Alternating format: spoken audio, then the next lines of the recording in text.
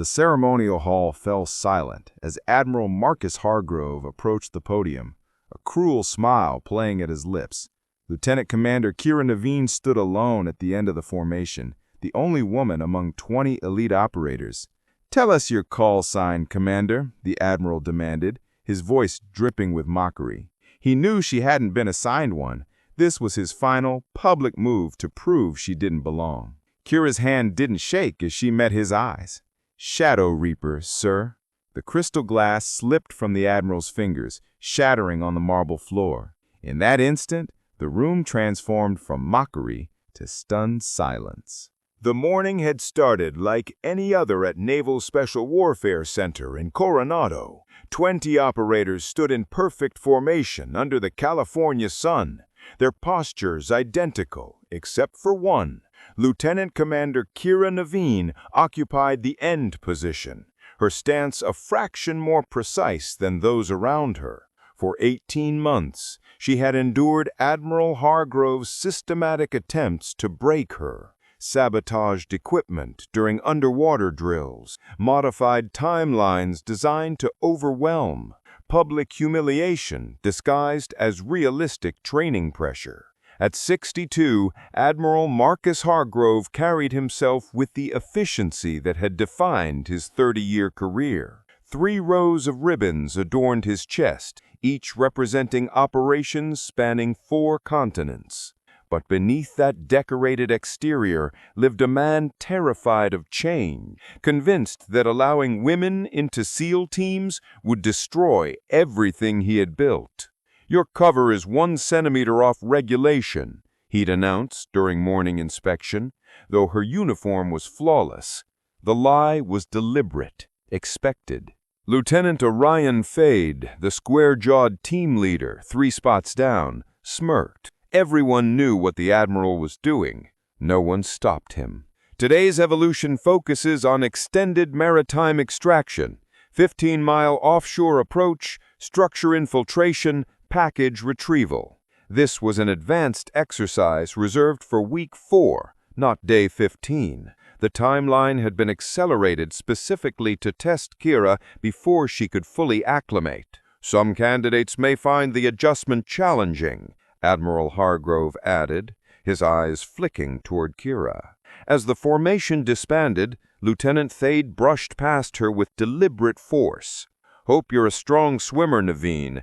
Extraction weights got mysteriously heavier overnight." Kira made no response. Only the slightest tightening around her eyes betrayed any reaction at all. In the equipment room, she methodically checked her gear. When she lifted her tactical vest, she noted the 2-pound weight added to the left side, enough to create dangerous imbalance during a long swim. Rather than report the sabotage, she silently redistributed the weights, compensating without drawing attention. That's when Captain Vesper Reeve entered, her naval intelligence insignia standing out against her otherwise unmarked uniform. "Lieutenant Commander," Reeve acknowledged with a nod that conveyed more than simple recognition. "Captain," Kira responded, her tone neutral, but her eyes communicating something unspoken.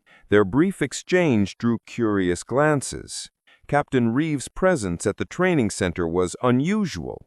Naval intelligence typically maintained distance from SEAL operations unless something extraordinary was occurring. But what none of them knew, not Thade, not the Admiral, not the assembled instructors, was that the woman they dismissed as a diversity hire carried a secret that would shatter every assumption they held. 15 miles offshore, the Pacific churned with 4-foot swell. As teams prepared to enter the water, Admiral Hargrove's voice came through their communication systems. "Extraction packages positioned at the northwest corner of the target structure.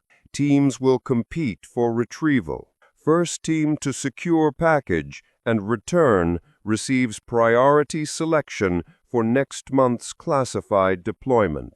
The announcement changed everything. What had been collaborative training was now a competition. one that incentivized the other operators to ensure Kira's team failed. Lieutenant Thade's team entered the water first, disappearing beneath the surface with practiced efficiency. Kira's team followed 30 seconds later. Beneath the waves, Kira led with hand signals that were subtly different from standard SEAL protocol, more efficient, more precise, drawing from a lexicon that seemed expanded beyond traditional training. Lieutenant Estrius Kelwin, her team's junior member, noticed immediately. Even with his limited experience, he recognized that Kira's underwater communication reflected techniques he'd only heard rumors about, techniques supposedly developed for deep cover operations in denied territories. When they reached the decommissioned oil platform, Kira paused at the submerged entrance. Her team expected standard protocol, surface reconnaissance, team positioning, synchronized entry. Instead, she made a single hand gesture none of them recognized, then disappeared into the structure alone. Inside the flooded lower level, visibility dropped to less than 5 feet. Training sensors on the walls simulated enemy detection systems programmed to respond to standard SEAL approach vectors. Kira moved through the space like a ghost, her path seemingly random to her teammates, but systematically avoiding every sensor trigger point. It wasn't luck. It was intimate familiarity with systems her colleagues had never encountered in training. When they reached the package, Lieutenant Thade's team was already there. Thade himself had hands on the weighted case, a victorious grin visible even through his rebreather. What happened next occurred so quickly that later accounts would contradict each other.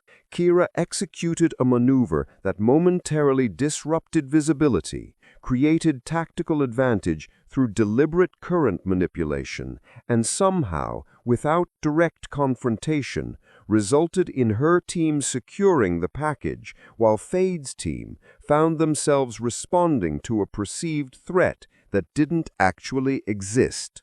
Lieutenant Kelwin couldn't shake the feeling that he'd just witnessed something beyond any SEAL training program. The woman leading them through dark waters moved with absolute certainty of someone who had done this under actual combat conditions, not simulations.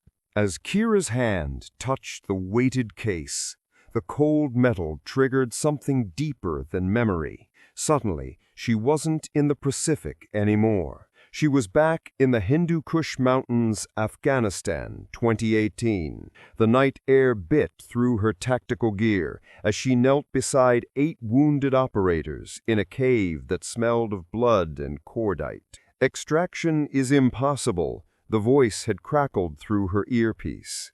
"Weather is closing in. You need to leave them." Lieutenant Marcus Hargrove, then a captain, lay unconscious against the cave wall, his legs shattered from the IED blast. 7 other SEALs, all wounded, all depending on an operator they'd never met, whose face they'd never seen. "Shadow Reaper," her handler had said, using her classified call sign. "You can't carry 8 men 40 miles through hostile territory. It's suicide." The smell of gunpowder thick in her lungs, the weight of impossible choices, the moment when everything she'd trained for came down to a single decision. "Then I guess I'll die trying," she'd whispered back. For 3 days and 2 nights, Kira had moved through enemy territory carrying wounded operators in rotation. When one could walk, she supported another. When none could move, she dragged improvised litters across mountain passes that should have killed them all. On the second night, with Taliban fighters close enough to hear their voices, she'd held Captain Hargrove's hand as fever racked his body. "Who are you?" he'd mumbled in delirium. "Someone who doesn't leave people behind," she'd answered. She'd saved all 8 of them, delivered them to friendly forces on the Pakistan border, just as her own injuries finally forced her unconscious. The after-action report was classified at the highest levels. The rescued operators were told she was a local asset. Her face had been masked the entire time, her real identity buried so deep that even Alpha 9 clearance couldn't access it. Kira blinked. The Pacific Ocean returned, but the memory burned with the weight of 8 lives she'd carried through darkness. Back aboard the command vessel, Admiral Hargrove received the exercise results with poorly disguised displeasure. Time differential was minimal, he noted, dismissing Kira's clear victory. Unconventional tactics suggest poor adherence to established protocols. Mission parameters prioritize successful extraction over methodology, Admiral. Her tone respectful but unflinching. The Admiral's eyes narrowed. Protocols exist for a reason, Lieutenant Commander. Creative interpretation of rules might work in training scenarios, but real combat operations require disciplined execution. A flicker of something, perhaps irony, perhaps challenge, crossed Kira's face before her features returned to composed neutrality. Yes, sir. Understood, sir. From across the deck, Captain Reeve observed the exchange with careful attention. When her eyes met Kira's, silent communication passed between them, one that carried years of shared understanding. That evening, operators gathered in the briefing room for the week's culmination ceremony announcement. Each operator who successfully completes advanced combat leadership training receives their official call sign during the final ceremony, Commander Coleraine explained. These call signs reflect the qualities that define you as special warfare operators. Lieutenant Thade glanced meaningfully at Kira. Some traditions are earned, not given, he said, just loud enough for those nearby to hear. Admiral Hargrove will personally present each call sign. The ceremony includes representatives from SOCOM, Naval Special Warfare Command, and several partner forces. After the briefing, Captain Reeve intercepted Kira in a secluded corridor. The Admiral has made his position clear, Reeve said quietly. Has he compromised the operation? Kira asked, equally low. No. He's behaving exactly as expected. The final assessment comes at the ceremony. All parameters remain unchanged. Kira nodded once. And the package? Arriving tomorrow, 8 years to the day. A shadow passed over Kira's features. Not fear, but something deeper. Memory, perhaps, or resolve. Will you maintain position? Reeve asked. Until the mission is complete, Kira confirmed. The ceremony hall gleamed under carefully directed lighting. American flags flanked a stage where the sealed trident was displayed prominently. Officers in dress uniforms created a sea of medals and ribbons, representing decades of combined experience. Admiral Hargrove stood center stage, resplendent in full dress uniform. Behind him, Commander Coleraine and Captain Reeve occupied positions of prominence. As the formal proceedings began, operators were called forward one by one. Each received their call sign, drank salt water from the ceremonial chalice, symbolizing the element in which seals were born. Lieutenant Orion Thade, the Admiral announced when Thade's turn came. Your call sign is Beacon. Thade accepted with visible pride. One by one, the row emptied, until only Kira remained. The Admiral had deliberately changed the alphabetical order, a final isolation tactic. Lieutenant Commander Kira Naveen, he called, his voice laced with contempt. Perhaps you could share your most significant operational achievement before we attempt to assign you a call sign. The request violated protocol. No other operator had been interrogated. Kira's voice remained steady. With respect, Admiral, my operational history includes classified deployments that cannot be discussed in this setting. A thin smile crossed Hargrove's face. Of course.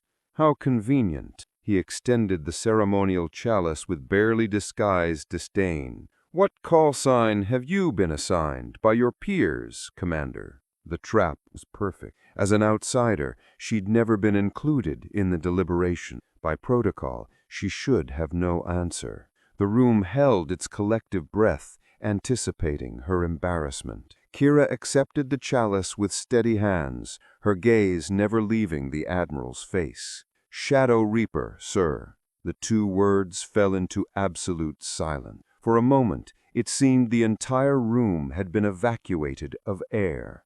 Admiral Hargrove's expression shifted from smug certainty to confusion to dawning horror. The chalice slipped from his fingers, crashing to the stage floor and shattering into glittering fragments. "That's not possible," he whispered, all pretense forgotten. "Shadow Reaper is a classified designation. You can't possibly—" "8 years ago," Kira continued, her voice steady and clear enough to carry throughout the silent hall. 8 SEAL operators were captured during a compromised intelligence operation in Afghanistan. They were held in a mountain cave complex, presumed unrecoverable due to terrain and enemy presence. Color drained from Hargrove's face. His hand moved to the podium for support. Those operators included then-Captain Marcus Hargrove. After official rescue operations were deemed too risky, a specialized asset with the designation Shadow Reaper executed an unsanctioned extraction, recovering all 8 operators despite sustaining significant injuries during the mission. From the audience, Lieutenant Thade stood suddenly, his recognition transforming his features. "You carried me 3 miles through mountain terrain with a shattered ankle. I never saw your face. They told us you were a local asset." Captain Reeves stepped forward then, removing her naval intelligence insignia to reveal the stars of a rear admiral. Lieutenant Commander Naveen's identity as Shadow Reaper has remained classified at the highest levels for operational security. Her placement in this program was the final phase of an 8-year counterintelligence operation to identify the source of the original mission compromise.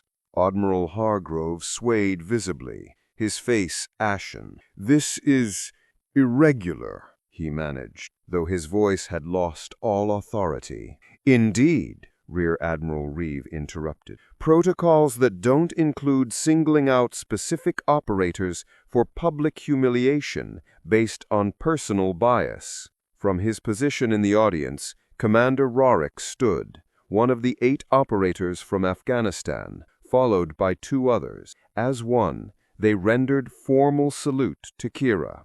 Not casual ceremony acknowledgement, but profound respect offered to someone who had saved their lives at personal risk. The gesture spread through the room. Within moments, nearly every military member present was standing at attention, saluting the woman they'd just discovered was a living legend. Admiral Hargrove sank slowly into the chair behind him, the weight of recognition and shame visible in every line of his body. Kira finally broke her composed silence.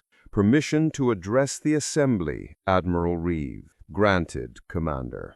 Turning to face the still-standing audience, Kira spoke with quiet authority that carried to every corner. 8 years ago, I made a promise to 8 men I pulled from that cave. I promised that I would find who betrayed them, no matter how long it took or how high up the chain the betrayal went. She unpinned the widow spider brooch from inside her jacket, attaching it visibly to her collar. That mission ends tonight with the identification of the compromised source. Every eye followed her gaze to Admiral Hargrove, whose expression showed dawning horror of a man who realized he'd been under investigation for years. The mission was compromised through a security breach involving an admiral's access codes. Those codes belonged to Admiral Marcus Hargrove, whose terminal was accessed while he was supposedly in a classified briefing. "I was in that briefing," Hargrove protested weakly. "I couldn't have. You left the briefing for 23 minutes," Rear Admiral Reeve interjected, a fact confirmed by multiple witnesses and security logs. "During that time, your codes were used to access classified information about the Afghanistan operation." "That doesn't prove intent," Hargrove argued, desperation entering his voice. "It could have been negligence, leaving my station unsecured." "Which is why Lieutenant Commander Naveen was assigned to this program, to observe your reaction when confronted with the operative who saved the men your negligence nearly killed." The hall remained silent as implications became clear. Whether through negligence or something worse, Admiral Hargrove's actions had nearly cost 8 operators their lives, and for 8 years he had never acknowledged responsibility, instead building his reputation while simultaneously working to undermine the very programs that had made the rescue possible. 1 month later, the Advanced Combat Leadership Program welcomed its newest cohort. 20 operators stood at attention, including 3 women. At the front of the room stood Lieutenant Commander Kira Naveen, her uniform now bearing specialized insignia of her new position as program instructor. The small widow spider pin remained on her collar, no longer hidden, but worn as official recognition of her call sign. "This program will test every aspect of your capabilities," she began, her quiet voice commanding immediate attention. "You will be evaluated not on where you came from or what you look like, but on what you can contribute to your team and how you perform under pressure." Her gaze swept across the assembled operators, lingering briefly on the female lieutenants, whose presence represented the beginning of a new chapter. "Some of you may have heard stories about recent changes in our command structure. Let me be clear, the standards have not been lowered. What has changed is our recognition that excellence comes in different forms, and that true operational capability transcends traditional expectations." Lieutenant Thade, now serving as assistant instructor, stood at the side of the room, his attitude completely transformed from 18 months earlier. "Over the next 30 days, you will be pushed beyond what you believe possible. You will fail. You will succeed. You will learn that your preconceptions about yourself and others are often your greatest limitation." She paused, allowing her words to settle across the silent room. "And when you complete this program, you will understand what truly matters in special operations, not who you are, but what you bring to the mission, and how completely you are willing to commit to something greater than yourself." As the briefing concluded, Lieutenant Kelvin approached Kira. "Lieutenant, in that night in Afghanistan, when you extracted Admiral Hargrove's team against impossible odds, how did you know it could be done?" Kira considered him thoughtfully before answering. "I didn't know it could be done, Lieutenant. I simply knew it had to be done, and that was enough." This simple statement encapsulated everything that had defined her career. Limitations existed primarily in the mind, and the truly extraordinary became possible when necessity met unwavering commitment. As she watched the new cohort begin their journey, Kira recognized that her own journey had come full circle. The mission that had begun in darkness 8 years ago had finally reached its conclusion in the light of public recognition. The widow spider pin on her collar caught the morning light, its red hourglass no longer a mark of secret identity, but a proud declaration of capability and service, a visual reminder that sometimes the most formidable warriors are those most easily underestimated.